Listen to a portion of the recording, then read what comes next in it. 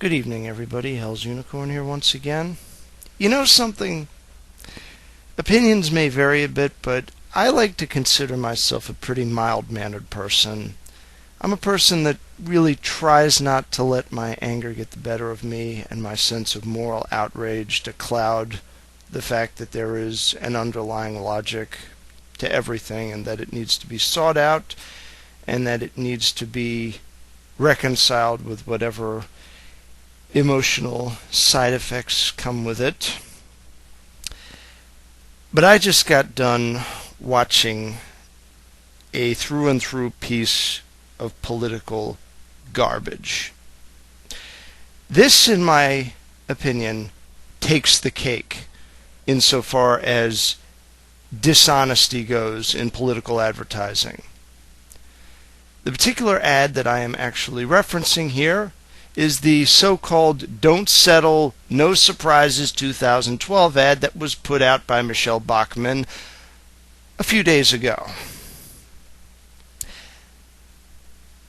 The hypocrisy of this ad is boundless. It permeates every single potential scenario and saturates it. But the particular point of outrage that I have here is the notion that Miss Bachmann is equating Ron Paul's hands-off approach to Iran as a flip-flop. I'm sorry, Michele. You obviously aren't paying attention very much. This has been Ron Paul's consistent policy since he first entered the Congress about 30 years ago. People call you a dunderhead for a reason, and it's because you do stuff like this or you allow your campaign to do stuff like this. There's no flip-flop here. And if you look at the example of Robert Taft and other old guard conservatives, so-called paleocons as they're called now because we've got neocons too, this would have been their policy if you follow their ideas to its logical conclusion. Not being a part of NATO, rejecting the League of Nations and the United Nations, fighting tooth and nail with FDR on all of his socialist crap. And where were you, Miss Bachmann? Oh, that's right. You were a tax attorney, or an IRS agent.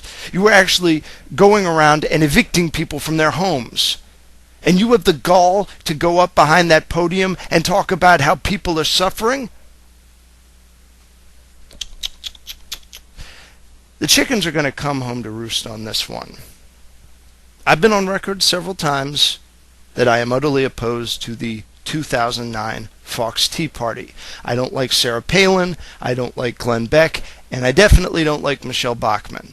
But this is a separate issue from the other two. This is Palin and Beck have done some stupid stuff, but this is clearly in a different field altogether. Ms. Bachmann, you want to talk about flip-flops? How about we talk about a really, really massive flip-flop? Something that transcends so-called politics of the day. Let's talk about real, genuine hypocrisy, the kind of which that is very clearly condemned in the Bible. Hypocrisy of faith. You like to go around and brag about the fact that you're a family woman and that you've taken care of all of these foster children and all of that, and that's all well and good. But let me ask you something, Ms. Bachmann. The church that you were a communicant member of for well over 2 decades, the Wisconsin Synod of the Lutheran Church of America. The fact that the timing of you running in the Iowa straw poll, which is, Iowa is a heavily Roman Catholic stronghold, and the Lutheran Church's stance that the office of the papacy is clearly illegitimate, and tantamount to Antichrist. Let me ask you something, Michele. When you talk to people about flip-flops, what do you say to God every time you pray?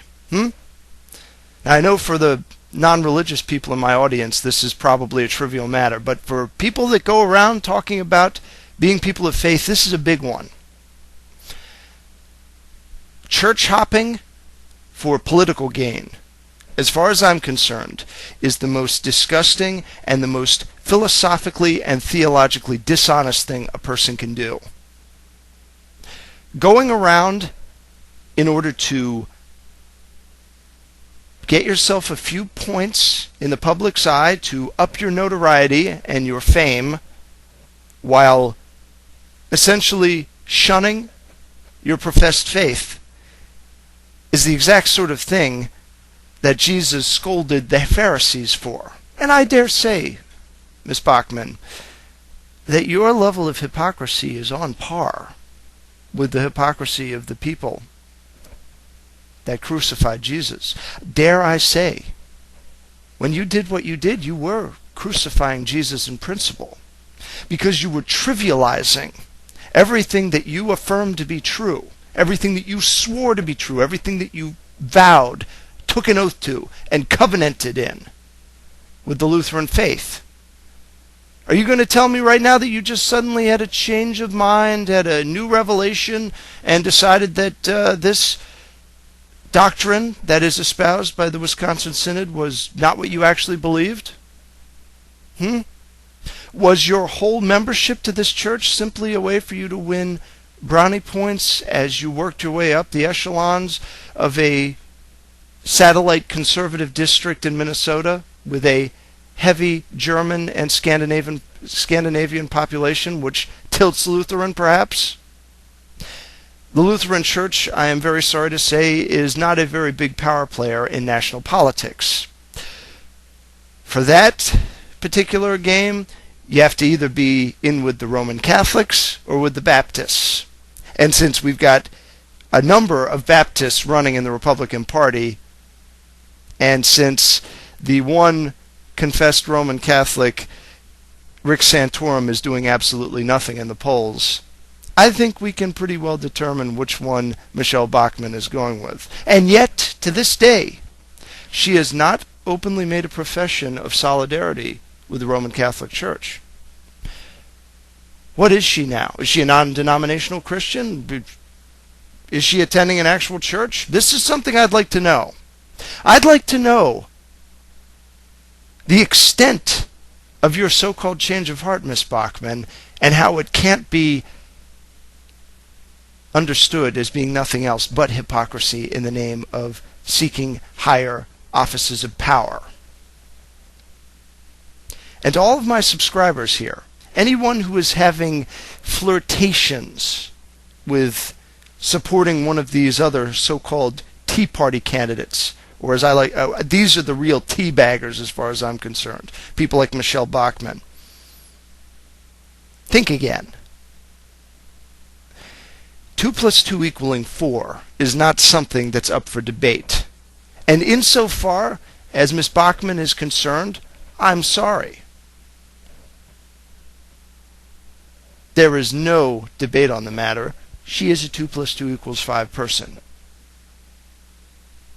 The vibes, the aura of 1984 doublespeak that is littered in this disgusting campaign ad is just too much for me to stomach. And I'm not going to stomach it.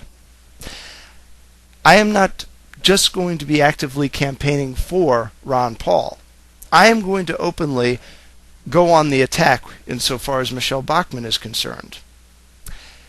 And it appears that others have already done what I am now saying I'm going to do, because evidently the ratings on this particular ad on the Team Bachmann site, which I will link to, have been disengaged and commenting has been disabled. There's only one reason why people do that, and it's because they know that a firestorm is coming. Well, for most of you who are watching, this is probably just par for the course. I mean, this is just another dishonest politician, but for me, this is the epitome of bad faith. And few things disgust me more than bad faith. Few things disgust me more than people that use religion as a shield and occasionally as a sword in order to advance themselves politically. Primarily because I'm somebody who actually takes religion seriously, and I actually expect consistency from people that make such noise about being believers. Take from it what you will. With prudence to myself and benevolence to all of you, good evening.